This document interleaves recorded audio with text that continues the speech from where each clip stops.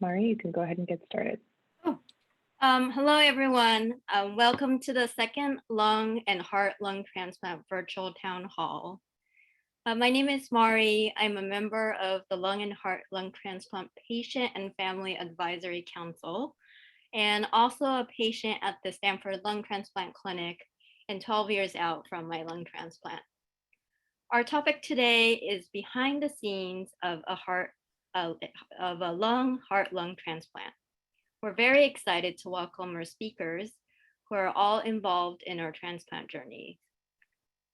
I would like to ask Elyse Elconin-Goldberg, also a member of our PFAC, to introduce our speakers. Thank you, Mari. I'm the co-chair of the Lung and Heart Lung Transplant PFAC, and I'm almost 8 years post double lung transplant. We have a very exciting program today. Our first speaker, Dr. Joshua Mooney, is the Associate Medical Director for the Lung and Heart Lung Transplantation Program at Stanford, and is also the Director of the Pulmonary Fibrosis Foundation Care at Stanford. Dr. Mooney is a board-certified pulmonologist and critical care physician who specializes in the care of interstitial lung disease and lung transplant patients.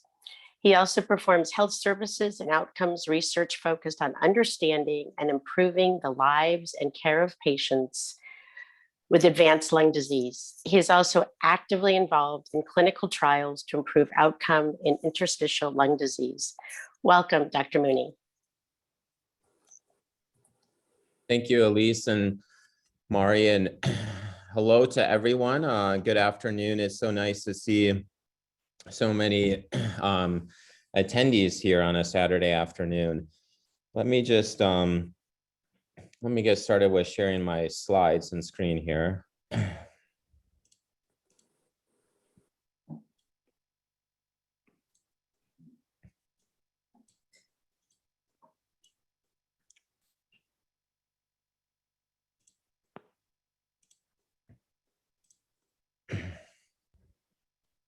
Let's see here. Is this coming across for everyone?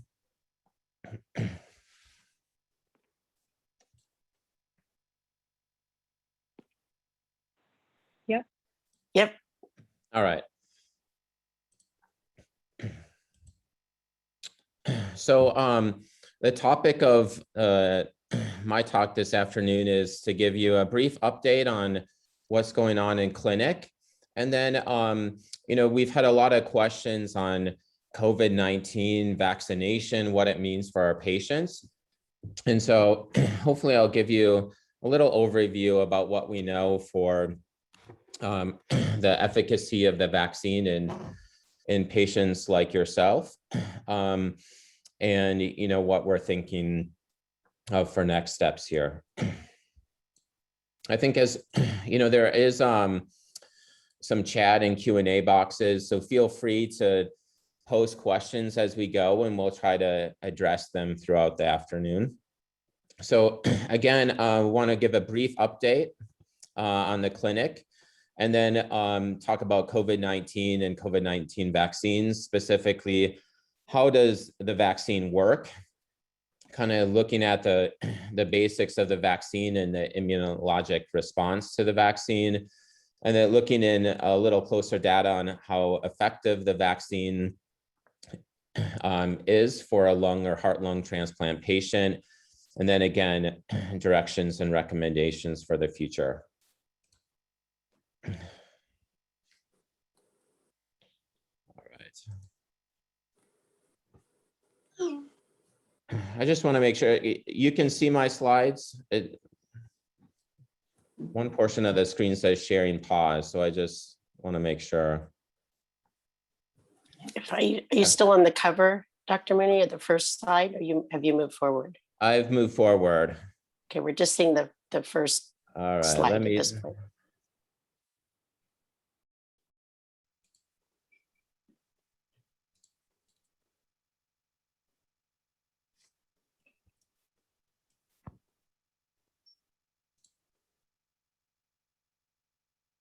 It has moved to the second slide now. All right, let me, sorry, this is a little different. We're working through the,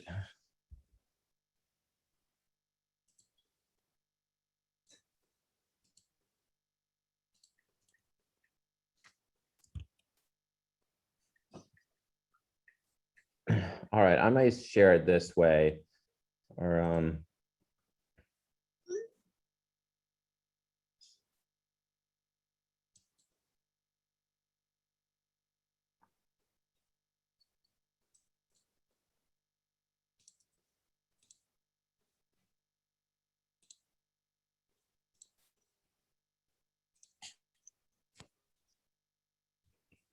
all right, does this work now? There we go. Yep. All right, so sorry about that. Working through this is a little different, I think, format than I'm used to sharing on. So updates from clinic. Many of you know that we've been working to improve kind of our clinic flow and clinic structure over the last couple of years.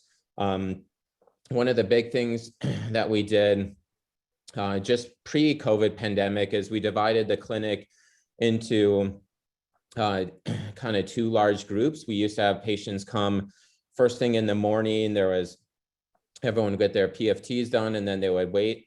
And so now we've made it a little easier where patients are coming first thing in the morning or a little later in the morning. This has allowed us to continue to be flexible. Some patients need closer attention in clinic and more time. Other patients don't need that as much time on some visits. And so it maintains some degree of flexibility, but we also are trying to make the clinic flow better and for our patients and reducing time waiting to be seen. The one thing that you may have noticed in the setting of COVID, that we've really tried to expedite rooming. And I think patients, when they arrive, we're really trying to get them into rooms quickly to avoid time in waiting areas around other patients. We've changed our pulmonary function testing to all occur within the clinic rooms.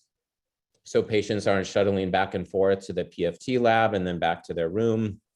And so we recently expanded our group of respiratory therapists, and now we have someone, a respiratory therapist dedicated each clinic to doing PFTs, which I think will help expedite the PFTs for our patients.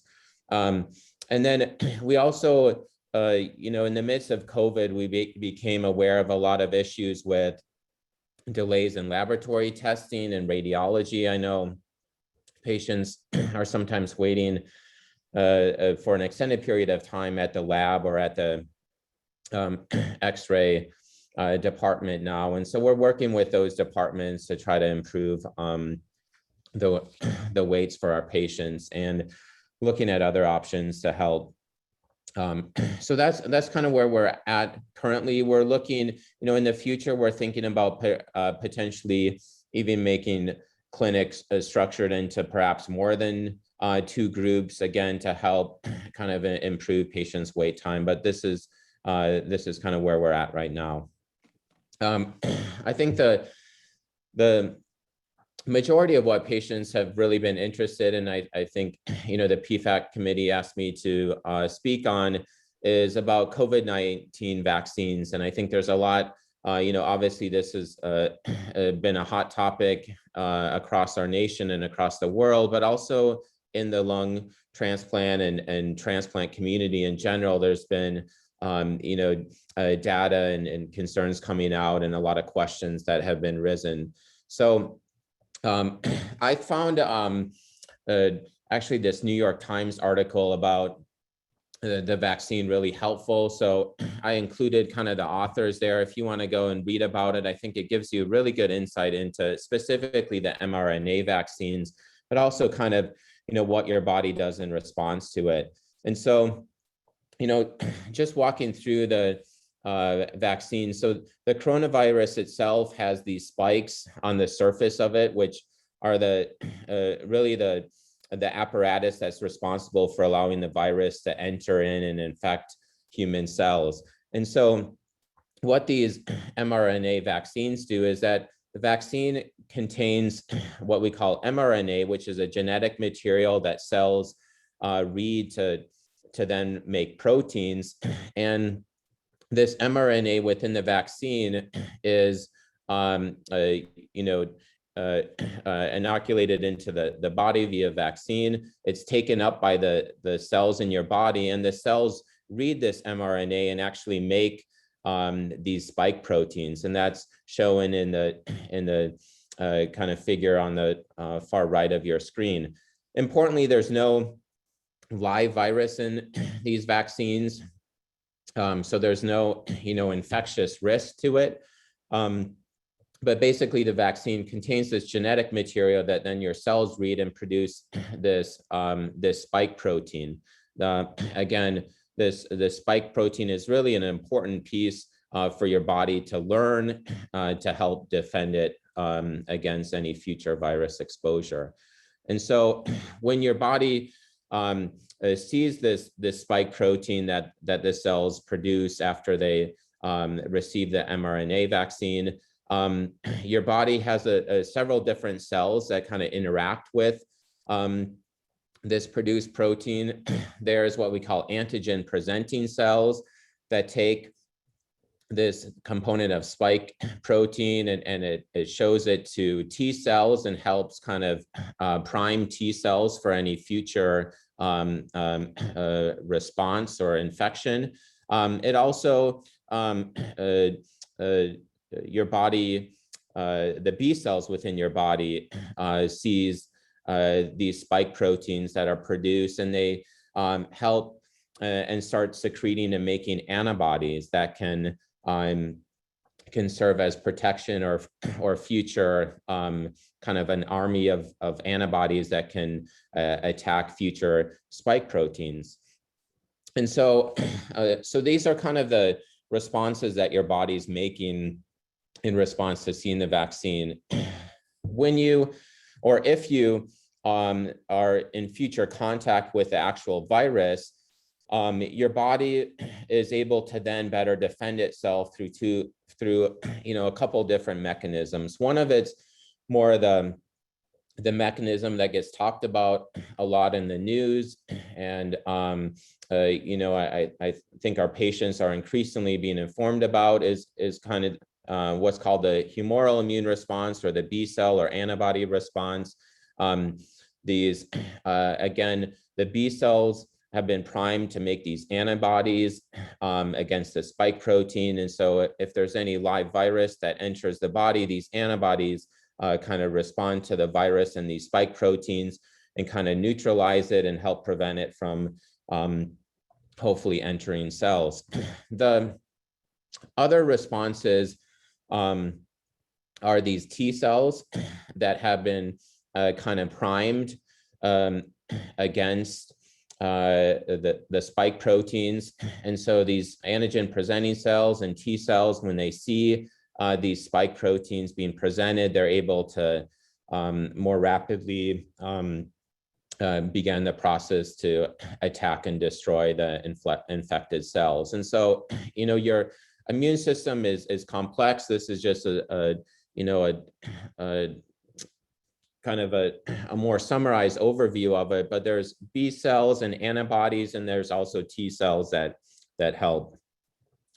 So what do we know about the vaccine? And I apologize, I know there's more than Pfizer and Moderna out there. There's also the Johnson & Johnson, but just, for purposes of this talk and for the brief kind of time that we have together, I'm focusing a little bit more on the mRNA ones that I think a majority of our patients have received that type, although I realize there's those that have received Johnson & Johnson as well. But as you guys have heard in the news, the Pfizer and Moderna vaccines and Johnson & Johnson all are really effective vaccines for the general population. This kind of depicts the trials of the two vaccines where they looked at the safety and efficacy. Both were found to be, really safe and both extremely effective. So as we look at the Pfizer vaccine, what we saw is that patients that did not receive the vaccine, 162 developed symptomatic COVID infection versus only 8 that had received the vaccine. When we look at severe cases, they were pretty much exclusively in those that had not received the vaccine. And when we crunched all the numbers, it was 95% effective. The figure here that may be a little small to interpret, but basically looks at from the time of receiving the vaccine, how patients did and whether they had any evidence of acquiring COVID. And so the incidence, which is on the line going up, or what we call the y-axis, you want to avoid. And so you can see in the red line, which is the vaccinated, the incidence of COVID infections was really low, versus in the blue line that continued to rise over time and that was in the patients unvaccinated. So really good response in the general population. And, looking at the Moderna vaccine, it was pretty much equivalent. Again, really good response. The number of patients with symptomatic infection was extremely low in the vaccinated group. However, as many of you are aware, some of these trials excluded those on immunosuppressive. The Moderna did include patients, for instance, with HIV and some immunocompromising conditions, but really, we didn't learn much about the vaccine efficacy specifically for our transplant patients. And so I think we've learned a lot more over the last couple months, and that's what I want to share in the next couple of slides. So what do we now know about the antibody response for patients with that received the COVID vaccine, for our transplant patients that received the COVID vaccine? And so again, antibody is just one way of measuring the immune system response. But this was a large study out of the group at Johns Hopkins. And basically they looked at the antibody response after receiving just 1 dose of the vaccine and after receiving 2 doses of the vaccine. And what we can see, the first column that says dose negative, dose 1 negative, dose 2 negative, those are patients that received both doses of the vaccine but had no measurable antibody response. And that was 46% of patients. You can see that 39% of patients received or had an antibody response after the first vaccine dose, an additional 15% after the second dose. But that still, left about half of our transplant patients without an antibody response. When we look at lungs, the data is a little worse in the setting where only 61% of patients that received both doses of the vaccine did not create antibodies. So again, about 40% of patients had a measurable antibody response after receiving the vaccine. It did seem to matter a little bit, how close you were to transplant, with our, more recent transplant patients, by and large, being on more immunosuppression. It maybe mattered if you were on more immunosuppression medications.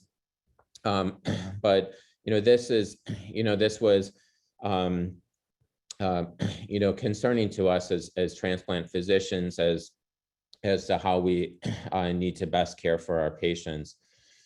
So, when I was talking about the immune response, there's the antibody response, but also the T cell response. And so a group of researchers and physicians out of the Czech Republic kind of focused on looking at, well, do these patients that didn't have any antibody response have some measurable T cell response? And this is a very difficult thing to measure. It's very burdensome. It's kind of difficult to quantify. But basically, what they did is they took patient cells that from the vaccinated patients, and they stimulated the cells with the coronavirus spike receptor protein, and then they measured the T cell response by various cytokines and other molecules. And what they found is that about 33% of these patients, or about a third of these patients that didn't have any antibody response, still had T cell response. And so, we think there's, certainly a spectrum of response, and some that can be more easily measured for our patients.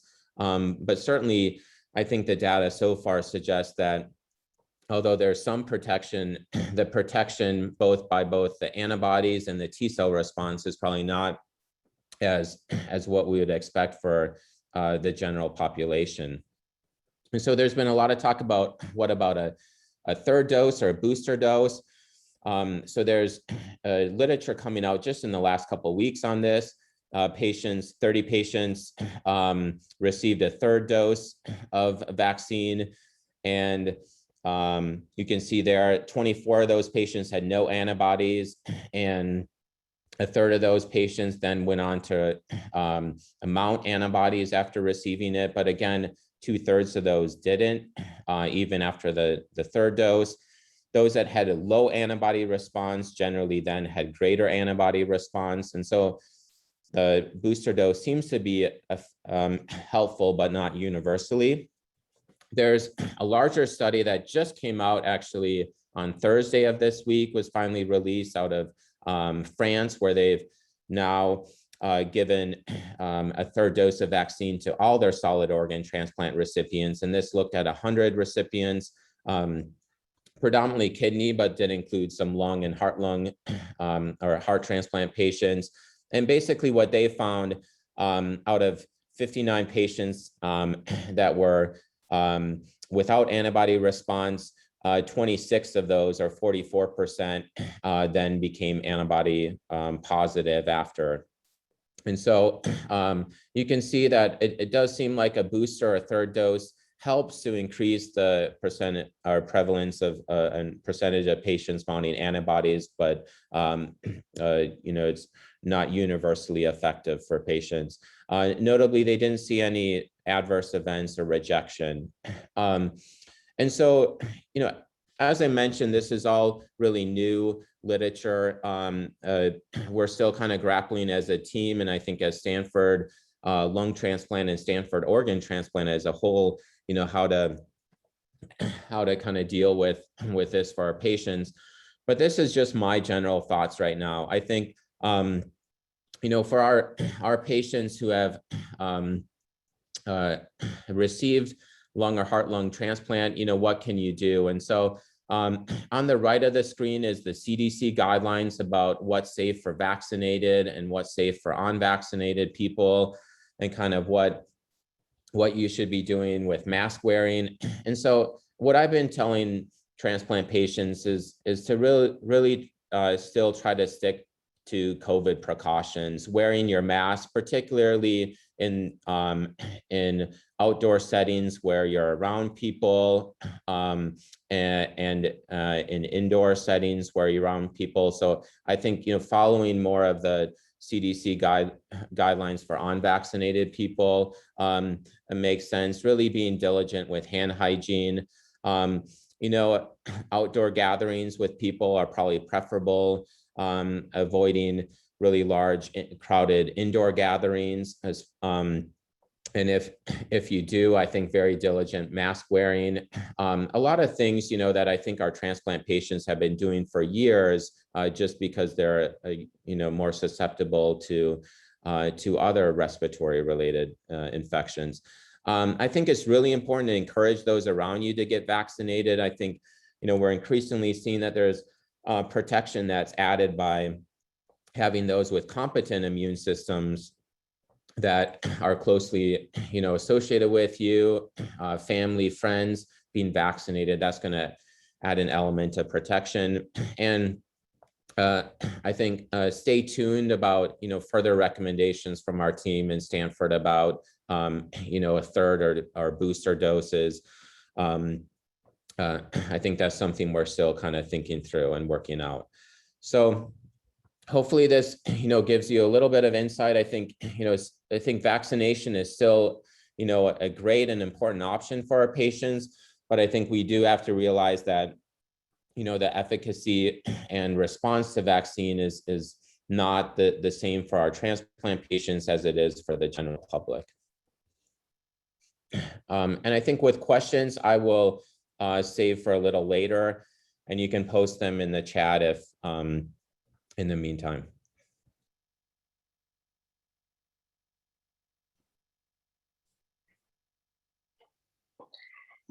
Thank you, Dr. Mooney.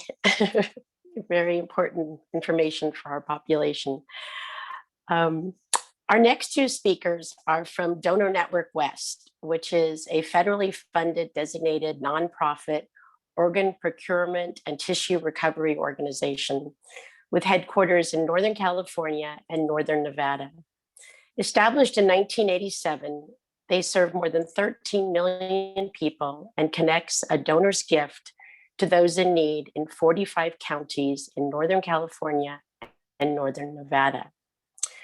Dr. Salvador Guerrero is a medically trained doctor from Mexico who later specialized in cardiology and research in the United States. He's been in the field of organ and tissue transplant for 28 years. Since then, Dr. Guerrero has been the president of the Association for Multicultural Cultural Affairs in Transplant and still continues his efforts to decrease the national waiting list. Dr. Guerrero currently is a family resource coordinator and coach for Donor Network West. Following Dr. Guerrero will be Rosemary Jimenez, who is a double lung transplant recipient and a donor family member. She is an advocate for organ donation and is currently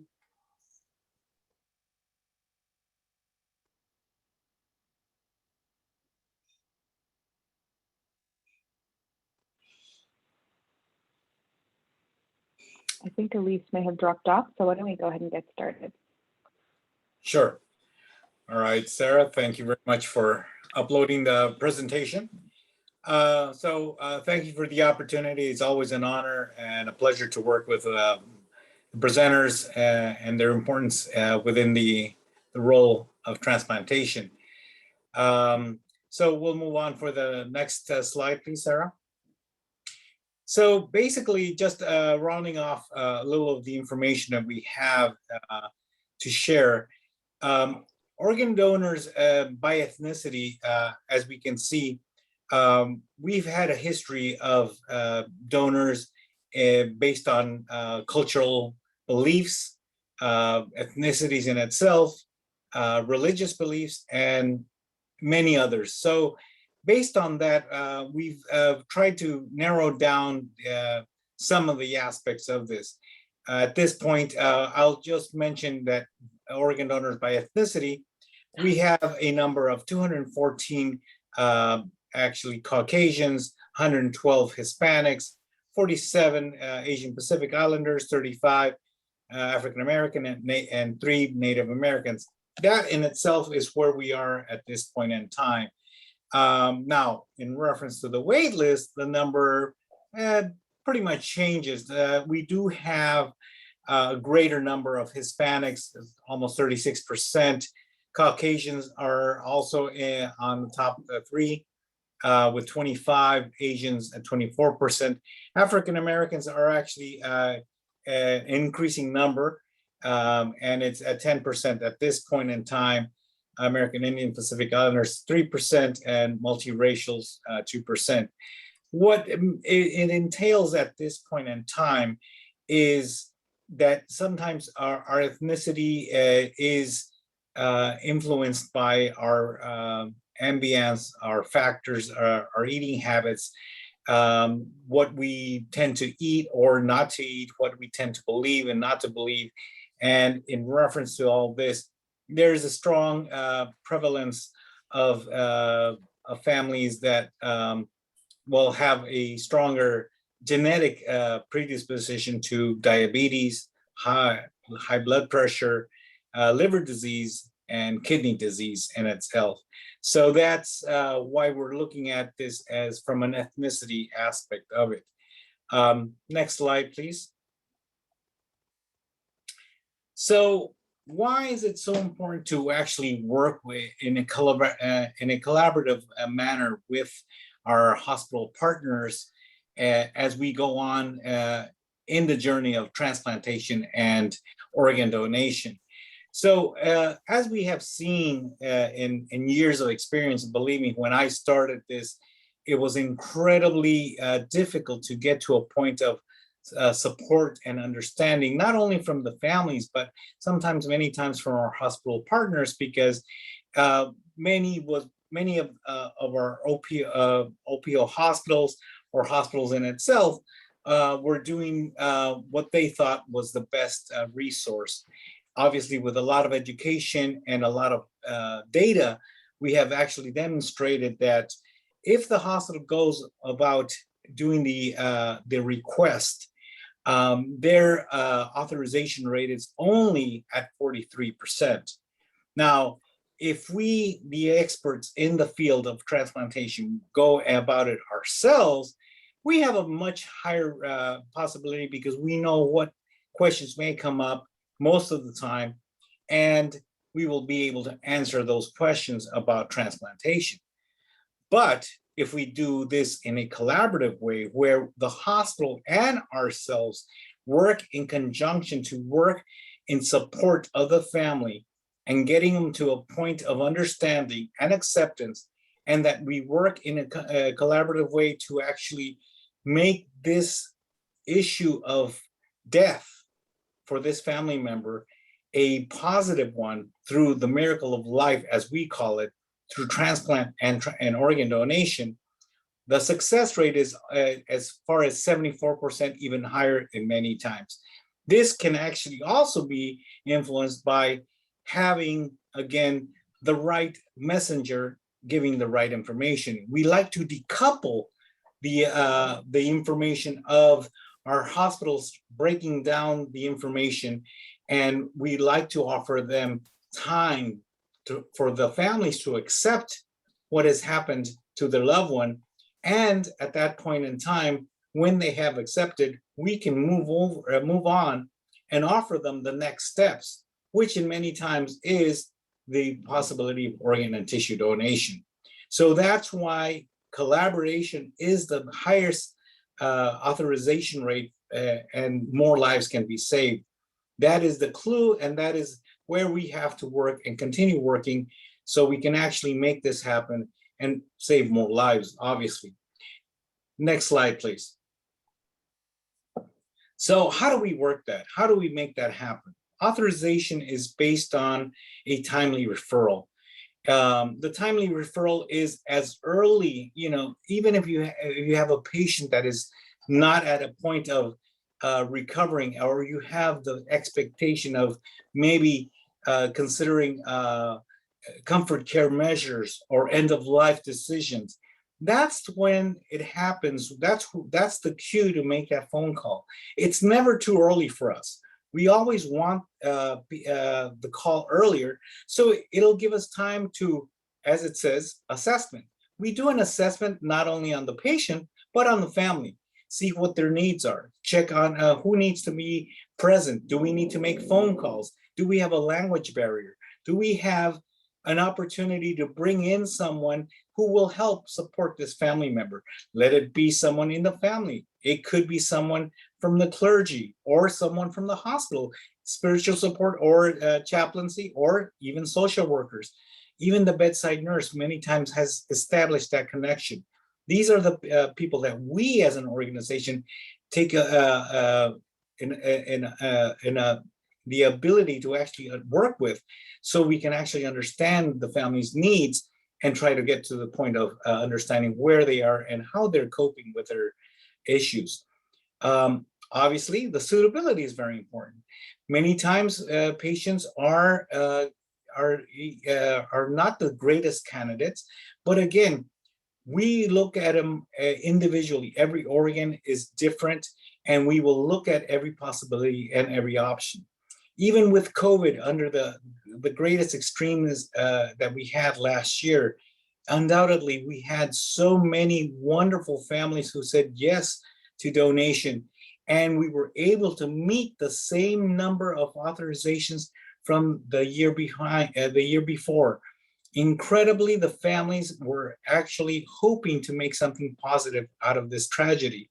And through this difficult period of pandemia, we were still looking into the possibilities that if the patient was with COVID, well, obviously at that point, we had not enough information, so we would move on. But families were sometimes even hopeful. They would even call us. They would even have us look into it if the possibility existed, because they wanted something positive. And obviously, as I mentioned, the positivity behind the tragedy. My focus has always been to bring something positive out of a tragedy. It's incredible that to have had works with so many families up to this time, and I've demonstrated many times that for families to have something tangible, something that they can take away as a positive compared to something tragic, and that they have nothing to take home but the terrible memory of a loss is outweighed. You know, they want to have something. Now, it may take them a while to get them to that point of understanding and acceptance, but obviously all families want something good. Ideally, they want their loved one back. But if they can't, they would want the opportunity to have something good to come out of this tragedy, so their death won't be in vain.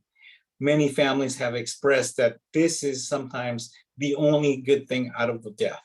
So this is what many years of experience and in reference to working with families and doctors and staff have given us an opportunity to demonstrate the positivity behind this. Next slide, please. The timing is very important.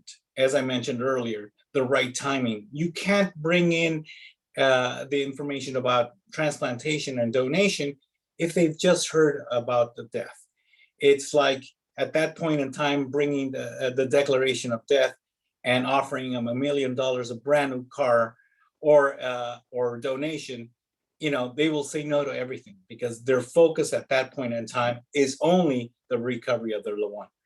Their loved one is the most important thing, and they don't care about anything else. So timing is really important.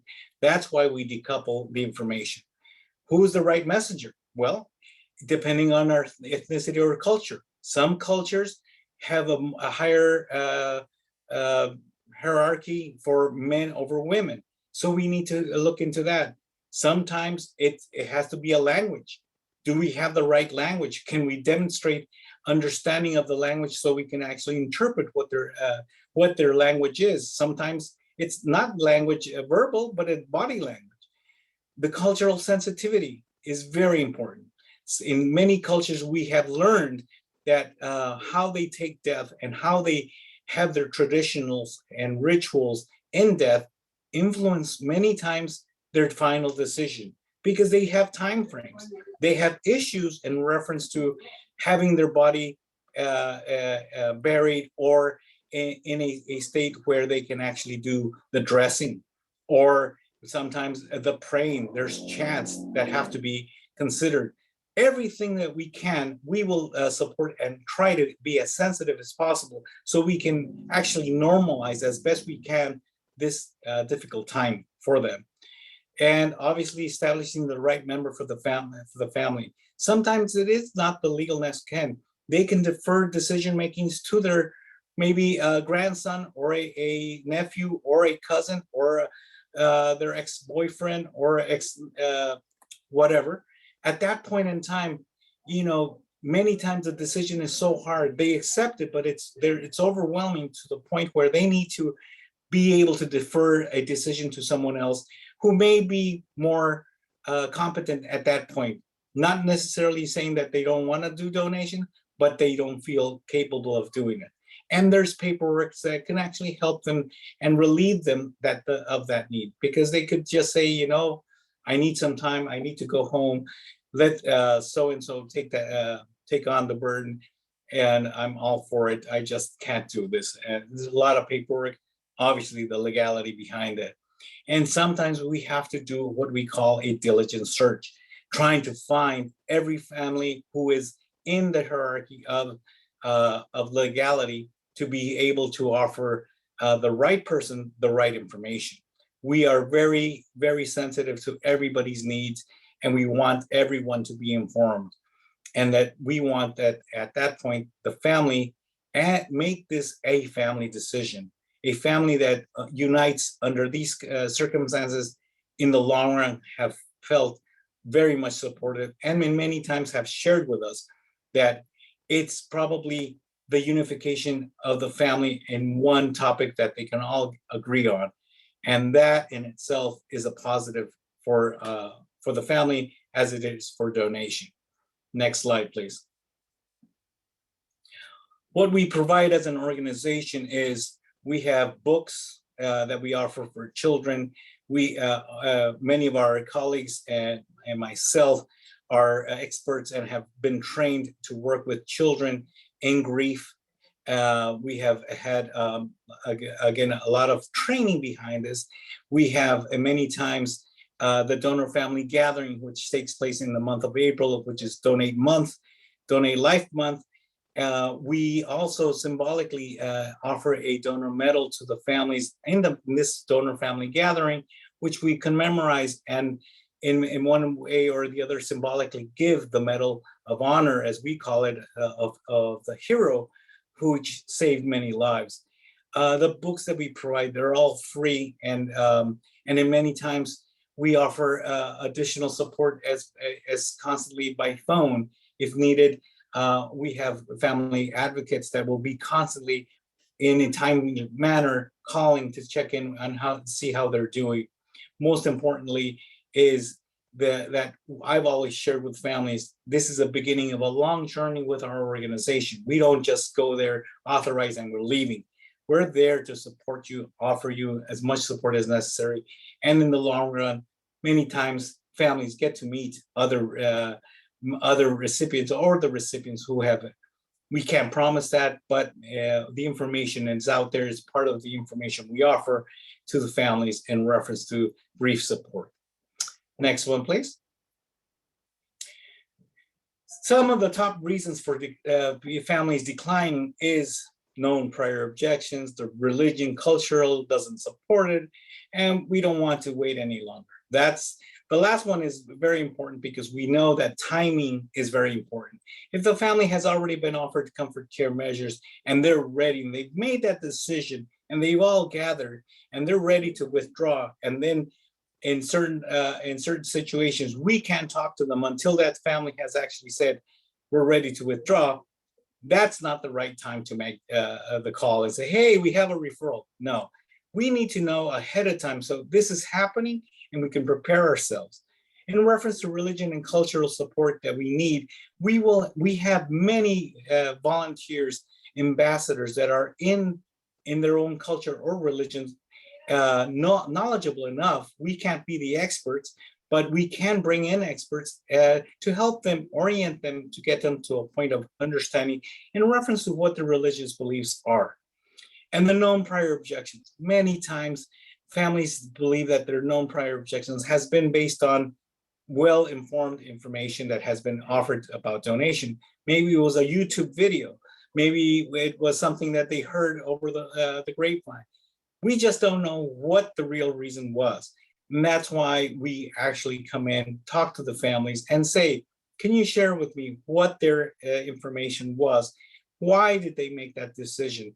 And based on a lifestyle that this loved one had, would he or she not change their opinion if they knew that this is how donation works? Because sometimes they still believe that there's a black market for organs, that they're selling them somewhere else, or that the richer people get organs, and many other myths or misconceptions that are too many to mention at this point in time.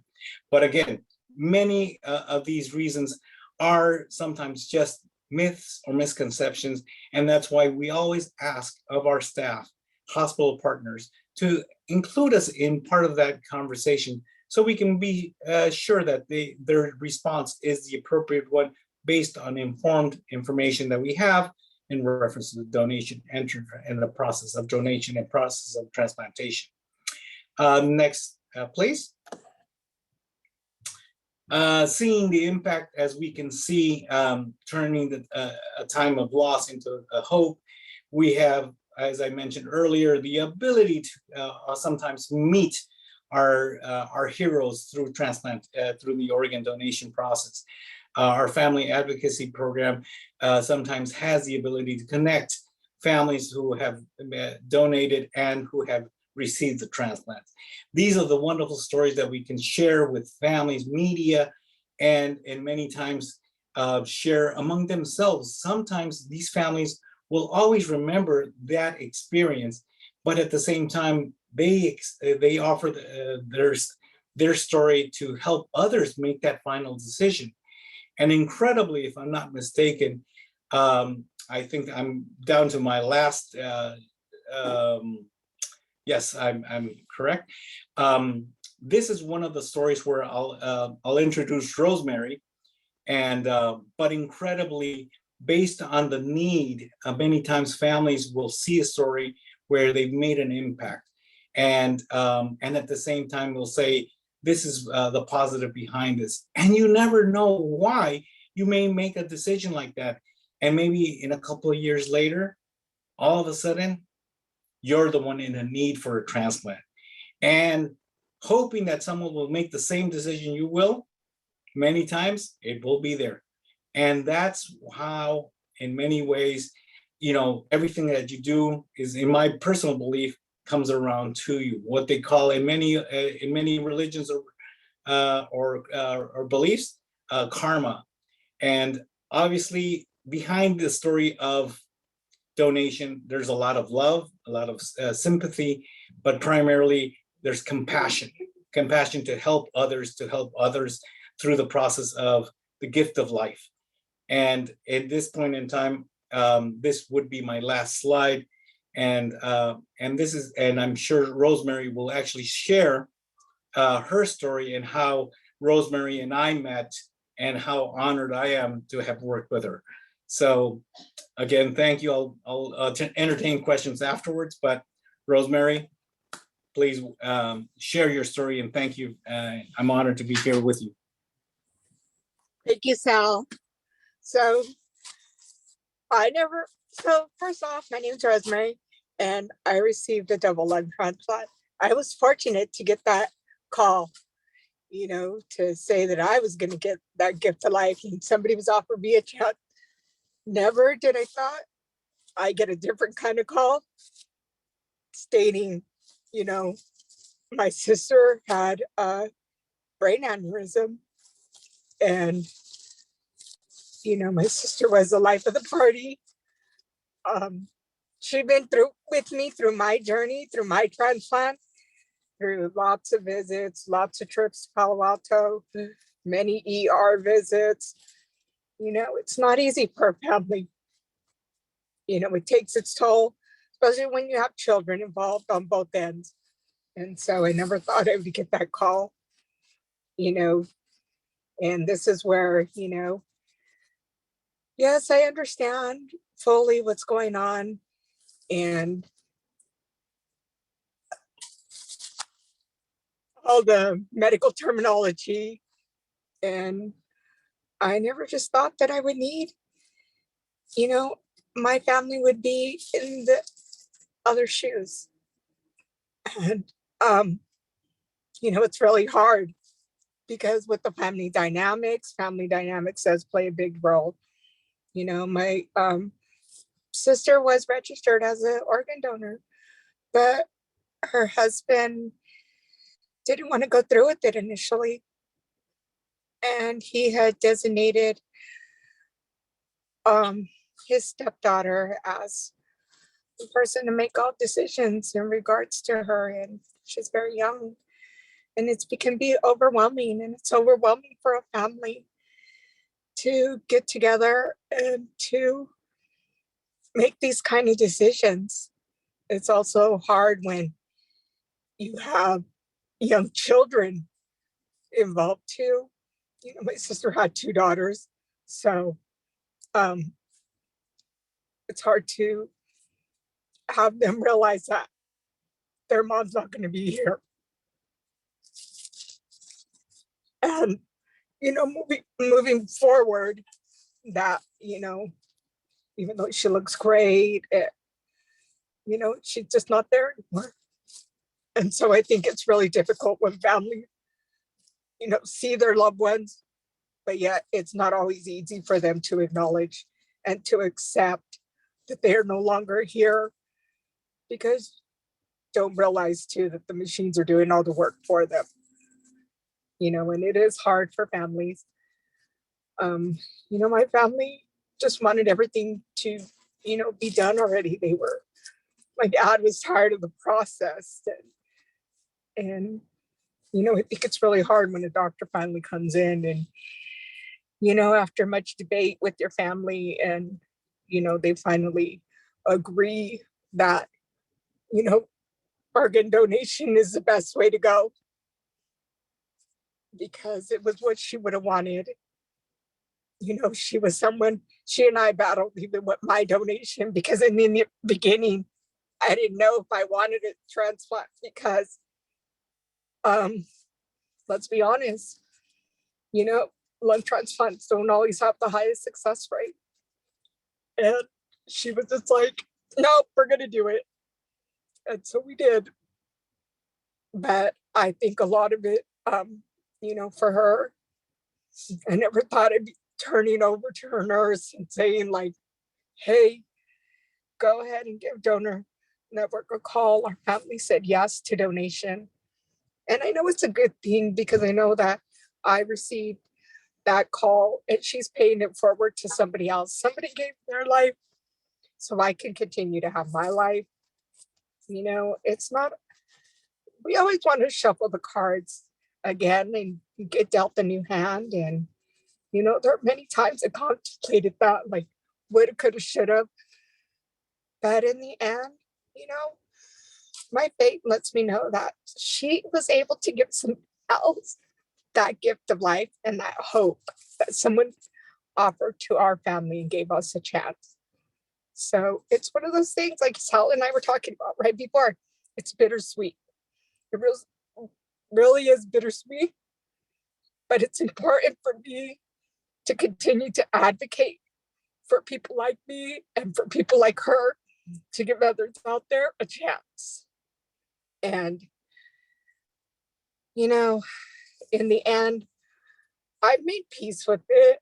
And my daughter and I, my mom have all made peace that she is still living. She was able to donate her kidney, to both her kidneys and her liver. Her lungs went for to study, and the heart wasn't good due to suffering a heart attack. But at the end, it was a great thing. She was able to give hope to others. And she's still out there. And it brings us peace knowing that. So it's really important to know that, you know, you never know what call you may get. It may not be the call you like, but in the end, I am at peace with it and knowing that she was able to help someone else out.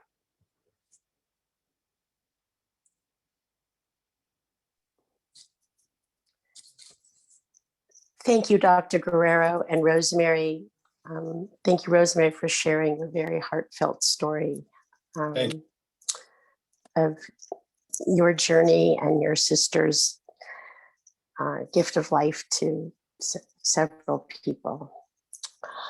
Our next speaker, Dr. John Mcarthur, is an assistant professor of cardiothoracic surgery and practices as a thoracic surgeon at Stanford Hospital. He graduated from Columbia University College of Physicians in 2008. He went on to continue his education as a surgical resident at the University of Pennsylvania before coming to Stanford for his fellowship. Dr. Mcarthur completed his transplant fellowship at Stanford in cardiothoracic surgery. He specializes in adult cardiac surgery, aortic surgery, cardiopulmonary transplantation, and minimally invasive cardiac surgery. We are really looking forward to hearing this next presentation on the latest in transplant surgery. Dr. Mcarthur, welcome. Thank you, Elyse, for that introduction, and it's a real pleasure to be here. I'm looking forward to the upcoming years when we can do this in person again, because it's a really great event. Let me just share my screen here.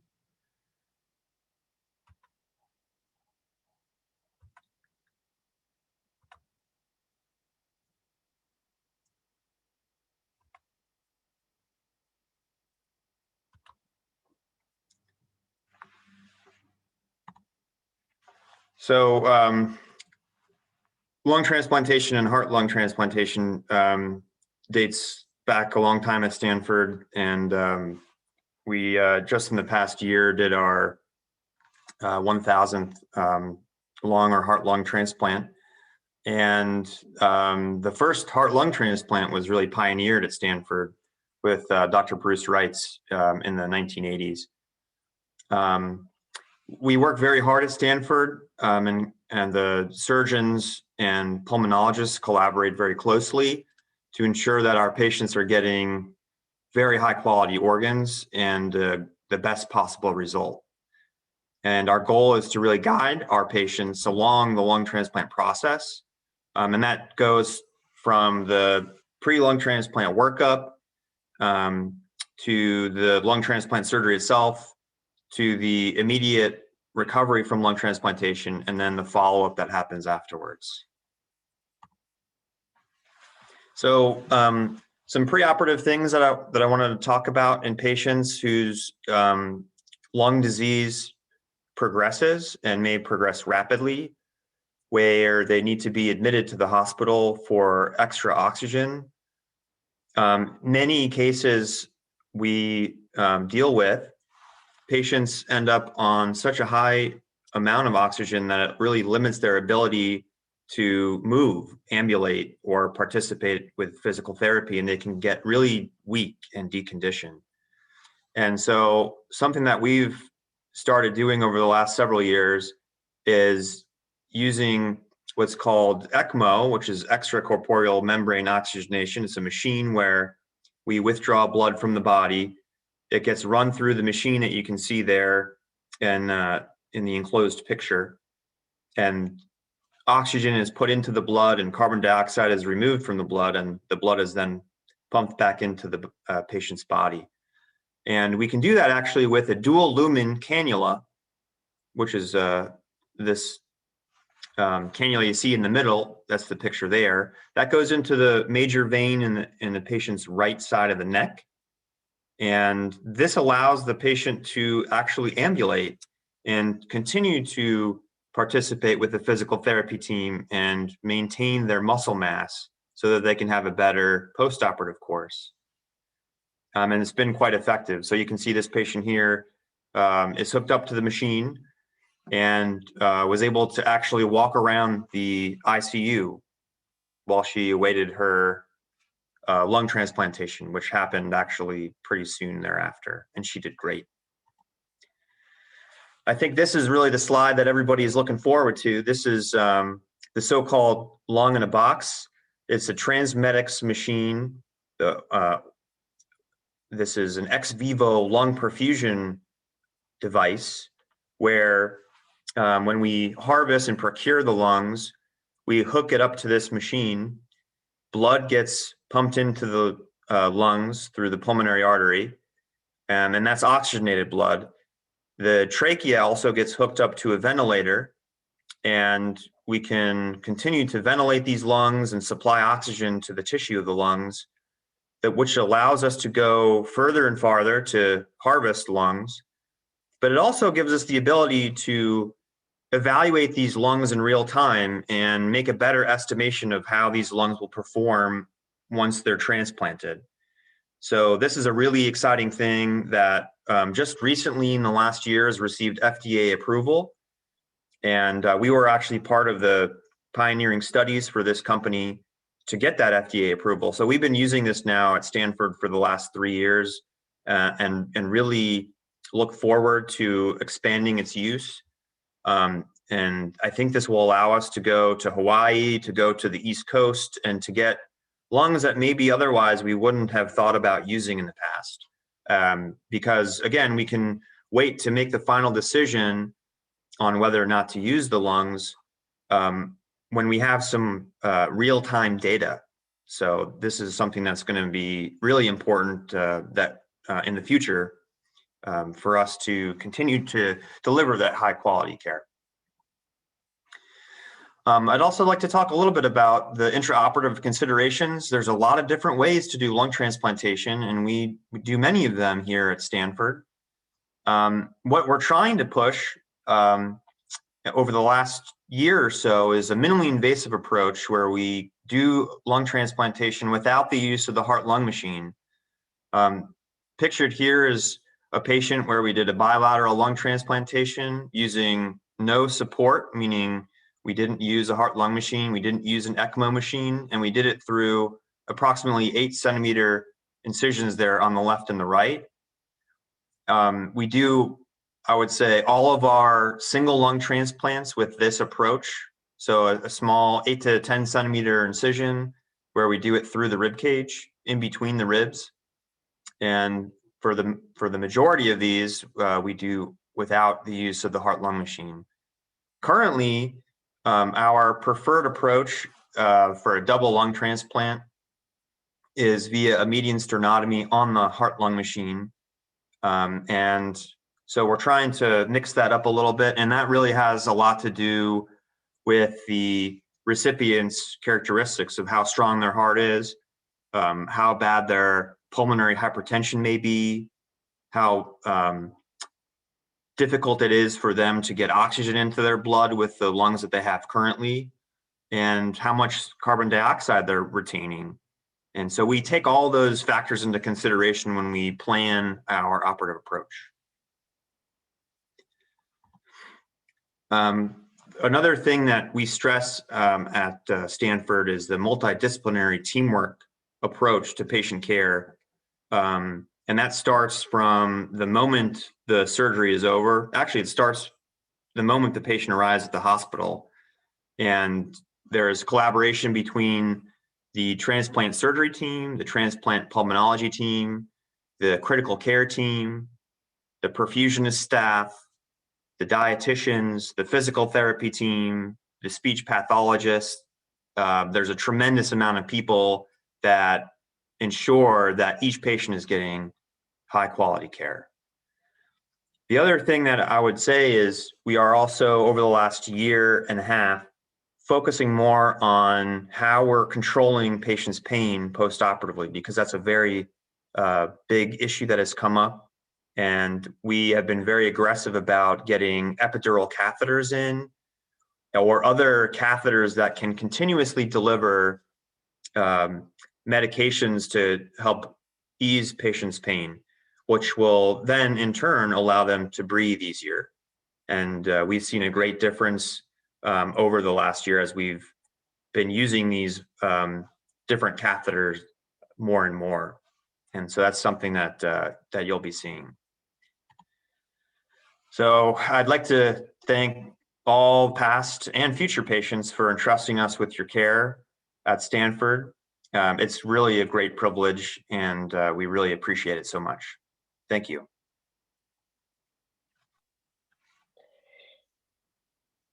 Dr. Mcarthur, thank you so much for that very informative and the insight into the transplant surgery journey. I was getting several texts of people just going, oh, wow, that was incredible. So our next speaker, Leslie Gamble, has spent 7 years working in cardiothoracic surgery ICU in the cardiovascular OR. Most recently on J2 at Stanford, where many of the transplant patients went directly after surgery.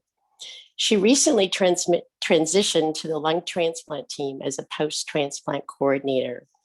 And Leslie will be presenting on the cardiovascular ICU experience, perspective on the transition from inpatient to outpatient in transplant. Welcome, Leslie. Hi. Great. Thank you for the introduction. And thank you for inviting me to present this afternoon. My name is Leslie DeCelli Gamble. I'm the new transplant coordinator. I joined this team in April. I've had the pleasure of meeting some of you in clinic, and I've received a lot of messages and phone calls welcome me in. So thank you guys for that. I was asked just to take this time to introduce myself personally and professionally, and kind of give a short explanation of how working with transplant patients in different areas through the transplant journey has really impacted me as a nurse. I was born and raised in the Bay Area. I'm one of the few natives here. And I went to school on the East Coast where I started nursing and came back to the Bay Area in 2018. In that time period, I worked for 7 years in CVICU and in the CVOR. At 4 different institutions. So this is really the main patient population I've spent my entire career working with. Professionally, I know a lot of you guys have seen me in clinic and you're like, oh, she looks really familiar because you remember me from working on J2, probably when you guys first had your surgery. That's, I think years ago, it was E29. It's J2 now and 500P. But yeah, it's been really rewarding being able to see you guys post-op. I say that because I had this really narrow perspective where I got to see you immediately after surgery when you're, sick and starting recovery. And then I kind of missed the in-between where you guys, take big leaps and bounds and are not on life support and things like that. And then you walk into clinic and I get to see you kind of with that gap. So it's been really rewarding. But yeah, working on J2, I really got to witness how amazing the teamwork is, especially when it comes to collaborating with all of the multidisciplinary teams at Stanford. They work extremely hard to, have positive outcomes for the transplant patients and all the CT surgery patients there. And it's this mix where you get to see pre-transplant and CVICU and CT surgery, post-transplant and, physical therapy, respiratory therapists, and all, these different team members really work together so that, you guys, our patients, have good outcomes. And it's really fulfilling as far as from a nurse's standpoint goes. On the personal side, my dad was a heart transplant patient. So I do have that kind of family side experience of the whole process of what everyone goes through. I know that really well. So I guess, it's just a very diverse perspective of solid organ transplant.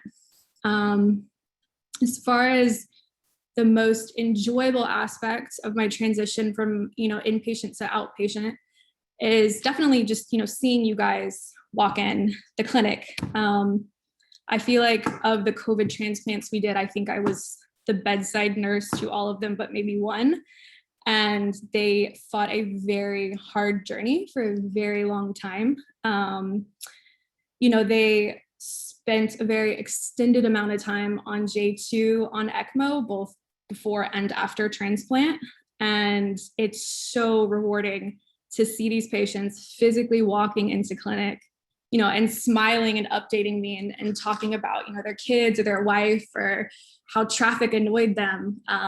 Because, my last interaction with them was kind of at a very vulnerable time in their process. So I cannot describe how much joy that brings me to kind of get to see those updates. So yeah,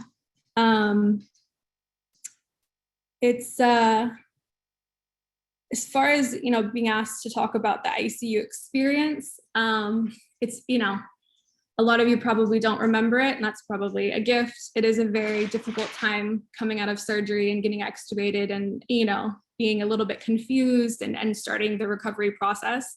Some of you guys rarely, but some of you did have really easy extubations and really easy progression into transplant. Some people have longer, more difficult roads of recovery.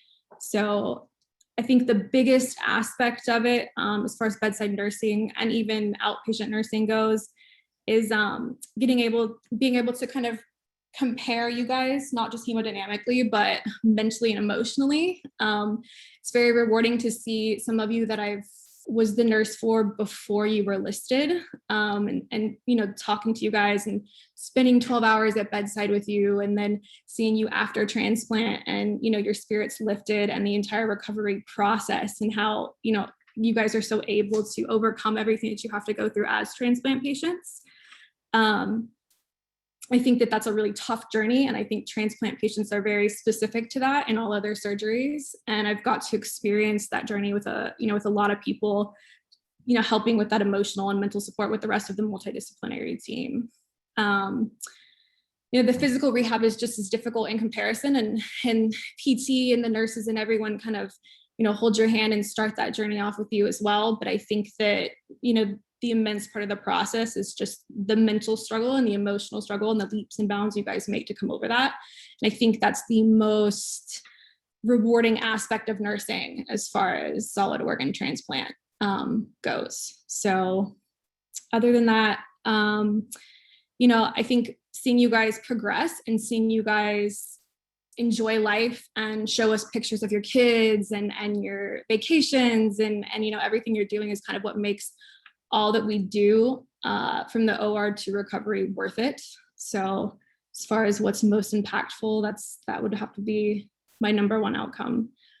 But yeah, that's my brief overview. I know a lot of you had sent specific questions about the transplant journey or things that you wanted to know. You can feel free to ask me of that. If not, and if I have not met you in person yet, I look forward to seeing you in clinic. So thank you.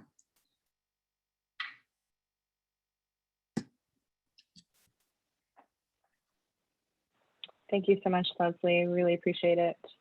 I just wanted to take a moment to address a couple questions that have come in. The first one is a question about something Dr. Dillon brought up in a previous town hall event that we hosted pertaining to some preliminary data that he shared, suggesting that transplant patients that had contracted COVID did not get as sick as the general population, possibly because of their suppressed immune systems. Just wondering if anyone on the call today has any additional information about that.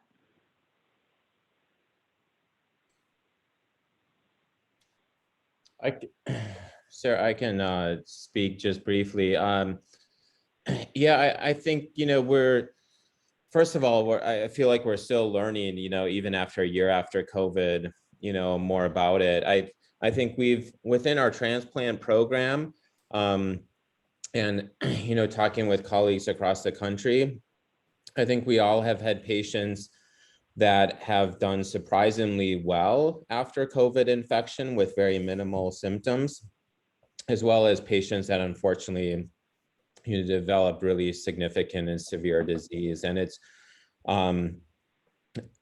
not, I don't think we have a good understanding, much like the general population, why some people don't do as well and why some people do worse. I think there's some risk factors associated with it, but we're, I think that, there's, unfortunately, our patients still can get very sick from COVID. And I think there is, or there was some thought about could some level of immunosuppression help or be protective, but I think that's really not clearly known.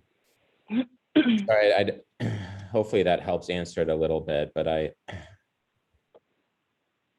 Yeah, I appreciate that. Thank you. One other question that we got is asking if during the surgical procedure, is bronchial artery revascularization performed? No, that's not something that we do, and it's probably not necessary. There are places that have described that technique, but it's not something that we feel is necessary. Great, thank you. I appreciate that. That looks like all of our questions for today. So I'm going to pass it over to Jen to close us out. Hi, my name is Jen Julian, and I will be celebrating 15 years post double lung transplant, July 10. My double lung transplant was due to hypersensitivity pneumonitis. I do support the Lung and Heart Lung PFAC Council, and I'm also very active in the peer-to-peer program here at Stanford. On behalf of the Lung and Heart Lung Transplant Patient and Family Council, we would like to thank all of you for attending today's virtual town hall. We also want to extend a huge thanks to all of our speakers that made the time to present and share key information on what takes place behind the scenes of transplantation surgery. We hope you found the information helpful and interesting. If anyone is interested in supporting the Lung and Heart Lung PFAC activities or have an interest in joining the council, please reach out to your nurse coordinator.